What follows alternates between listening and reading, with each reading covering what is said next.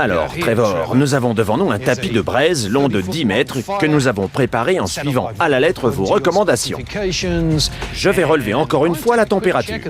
Alors, si je pointe l'instrument sur les bords, on est seulement à 35 degrés. 35, comme le corps. Mais si je pointe mon thermomètre au centre du tapis, ça monte tout de suite aux alentours de 480 degrés, ce qui suffirait à vous infliger de graves brûlures.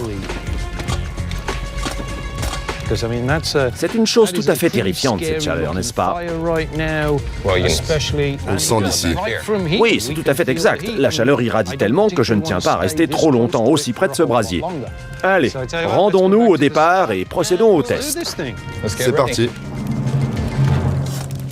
Avant que les braises ne refroidissent trop, on installe à Trevor un cardiographe portatif sur la poitrine pour suivre les battements de son cœur. Durant le test du bac à glace, son rythme cardiaque avait augmenté au gré de la douleur. Le phénomène va-t-il se reproduire au contact d'une chaleur extrême? Son corps réagira-t-il différemment avec le froid?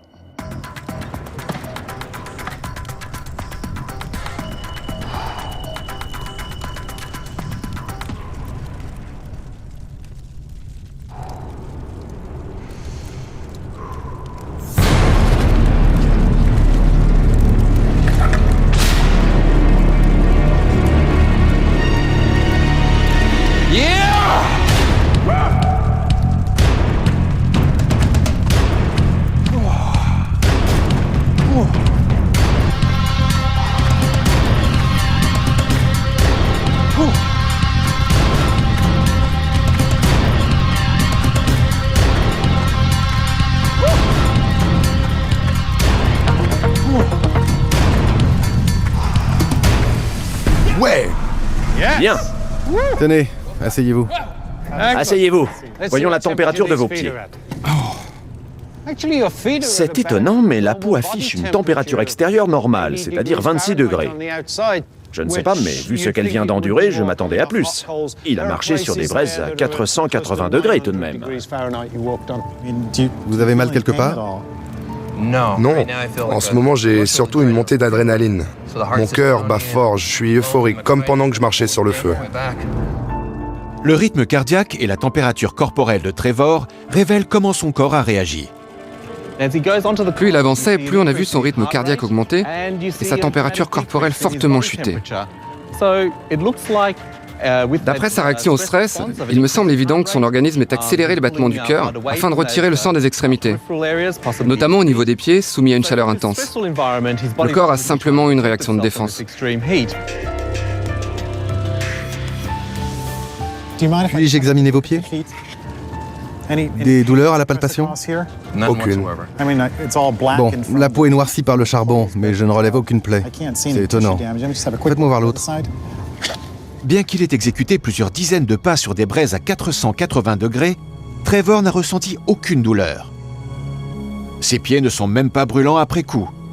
Leur température normale est de 26 degrés. J'ai trouvé, je crois. À la fin de l'expérience, nous avons constaté que la peau de ses pieds n'était pas plus chaude qu'au début. C'est pour ça qu'il ne souffre pas de brûlure. Ses pieds n'ont pas absorbé tant de chaleur que ça, finalement. Ils ont été en contact des braises un peu comme quand je fais ça. Je ne me brûle pas la main.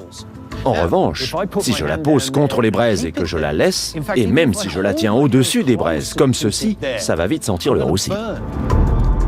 Pour que la chaleur des braises lui brûle la peau, Trevor devrait les laisser longuement en contact avec la source de chaleur. Alors qu'en réalité, chacun de ces pas ne dure qu'une seconde environ.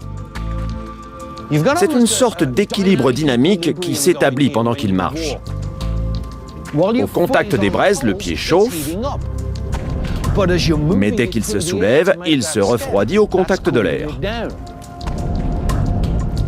En fait, tout dépend de deux facteurs, la durée du contact sur les braises et la température de ces dernières. Finalement, Trevor McGee n'est pas doué de pouvoirs surhumains. Mais à force d'un entraînement rigoureux, il a appris à trouver l'équilibre idéal pour marcher sur des braises sans se brûler.